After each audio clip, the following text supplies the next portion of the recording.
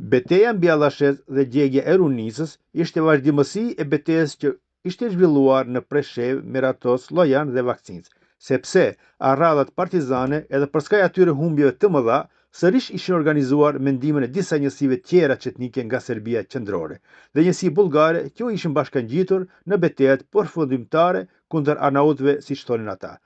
Sërish do të mbështetemi te autori Qerimlita lidhur me kronologjinë e kësaj lufte. Ai kështu e përshkruan këtë. Me 22 shtator, në mes Vakcincës dhe Llojanit, u ndeshën me forcat vullnetare të Sulhotlës, me çka ata u tërheqën në drejtim të Runicës. Këto njësi partizane ja dhan flakën fshatit, i pushkatuan në 10 banorë të tij. Në flakën e zjarrit u dogjën 2 gra, 3 vajza dhe 4 fëmijë të vegjël. Niko Vukčević, komandant brigade, e pranon se ja kishte vënë zjarrin Runicës. Ai shprehimisht thotë: "Fshatarët ishin kundër formacioneve tona, prandaj urdhërova të digjet i tërë fshati. Se nesërmen, brigada partizane dogjën disa shtëpi të fshatit Glajna dhe Jamusin Brezës. Forcat vullnetare shqiptare nën komandën e Sulhotlës dhe Abdyl Durrës ishin vendosur te Guri i Zi, ndërmjet shfatrave Strim dhe Brez. Me 24 shtator, forcat partizane nga Breza morën rrugën për në Brodec. Ato para se të arrinin te Guri i Zi, u ndeshën me forcat vullnetare shqiptare. Atë ditë të kopshme, herët në mëngjes, njësitet partizane ishin futur në Runicë. Ballavaqimin e parë kishin pasur me disa burra që po qëndronin vigjilent para një rreziku që po i afrohej fshatit. Të parët që ranë dëshmorë në këtë betejë ishin Destan Iseni, Rasim Haliti, Rakip Jashari dhe Ramiz Osmani. Në luftimet e sipër ishin vrarë edhe Azir Arifi, Hajredin Hasani, Imer Afuzi, Baftia Afuzi, Ramiz Afuzi, Hasia Hamidi, Zenun Haliti, Zulfi Halimi. Këta ishin të moshave të ndryshme nga 13 deri në 70 vjeç, kurse kishte edhe shumë të tjerë të vrarë e të plagosur. Disa gra e fëmijë kishin arritur të ikin e të vinë në Stupçan, të tmerruar. Me këtë edhe ishte alarmuar jo vetëm Stupçani, por edhe fshatra tjerë si Orizaria, Likova, Hotla, Mateçi, Vishtica, Vakcinca, Llojan e Miratoca. Me shpejtësi të madhe ishte përhapur lajmi për atë që po bënin partizanët në Runicë. Dhe gjitha fshatrat po thirrnin ezanet në përminarët e xhamive që t'i dilet në ndihmë Runicës. Menjëherë në Stupçan kishin kapur pushkët rreth 40 burra, në mes e cilëve ishte edhe Mulla Sadiku. Ky grup fillimisht nisën në drejtim të Gurit të Shqipës, por më vonë e kuptojnë se luftimet me partizanët janë duke zhvilluar mbi Allashez te vendi i quajtur Ull te Bardha. Dhe menjëherë lëshon për lumi dhe të bëhen te mulliri i Haxhi Elmiut. Fillimisht grupi kishte qenë i paorganizuar, sepse të gjithë kishin dalë në shpejtësi, kush si ka mundur. Por Arif Osmani u thotë se nuk bën kështu të paorganizuar ta vazhdojmë rrugën. Menjëherë merrën vesh që ai të udhëheq deri te vendi ku po zhvillohet betejë.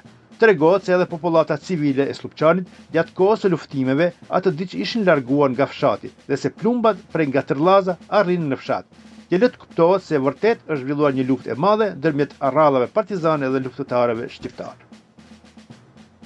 Partizanët paraprakisht e kishin zënë një pozicion shumë strategjik mbi fshatin Runicë dhe prej atje po gjuanin pa pushim duke u shkaktuar humbje të mëdha forcave shqiptare. Me këtë rast është treguar nga të gjithë ata që u kanë marrë pjesë në atë betejë se Mulla Sadiku, duke e parë këtë situatë shumë të rrezikshme, u kërkon shokëve halallëg dhe u thotë se do të shkojë ta eliminojë këtë mitralos. Disa kanë thënë se Mulla Sadiku ka qenë i vetëm, por ka edhe variante tjera, ku thuhet se ka qenë me Hasan Nureddinin nga Orizaria dhe një variant tjetër është me Mahmud Vakcincën. Tregohet se Mulla Sadiku, duke u përvjedhur në Pështigje dhe Porroska, kishte arritur që t'i del nga mbrapa këtij pozicioni dhe kishte arritur që t'i vret një partizan dhe një partizan që kishin qenë duke gjuajtur me mitralos. Mitralozin e kapur, ata menjëherë refusin në përdorim. Thuhet se Mustafa Xhemaili pas ka ditur shumë mirë me përdor mitralozin dhe nga i pozicion kanë arritur që t'i paralizojnë njësitë partizane, duke detyruar që të ikin nga fushbeteja dhe të drejtohen drejt fshatrave tjerë të marrësisë së Karadakut, ku kanë hasur në njësitë tjera të Sulhotrës, të cilët sërish bën rezistencë shumë të madhe. Në këtë betejë ka pasur shumë të plagosur dhe disa të vrarë nga grupi i Slupçanit. Aty kanë rënë dëshmor Nezir Isaki, Yahi Mehmet Osmani, Feyzullah Tahir Demiri. Të plagosur kanë qenë Arif Emin Osmani, Nazim Ramadani, Bayram Kadriu, Sahit Rakip Rushiti, Shahip Ramadan Ibrahimi, Feris Ramadan Haliti e tjerë. Kufomat e të vrarëve u varrosën në fshatin Stupçan. Bashkë me ata u varros edhe dëshmori Hesat Fazliu nga Miratoci, i cili atë ditë bashkë me shumë burra tjerë nga Miratoci ju kishin përgjigjur thirrjes për luftë në mbrojtje të Runicës. Pas kësaj betejë, lufta vazhdoi edhe më tej, duke hasur vazhdimisht në rezistencën e luftëtarëve shqiptar, që po ju hiqte sulhotla, të cilët po i shkaktonin humbje të mëdha forcave armike, duke i detyruar që të ikin nga Karadauku dhe të strehon në fshatrat Banjane, Gornjane dhe Çuçer, derisa u kanë arritur forcat tjera çetnike dhe bullgare nga vendet e tjera.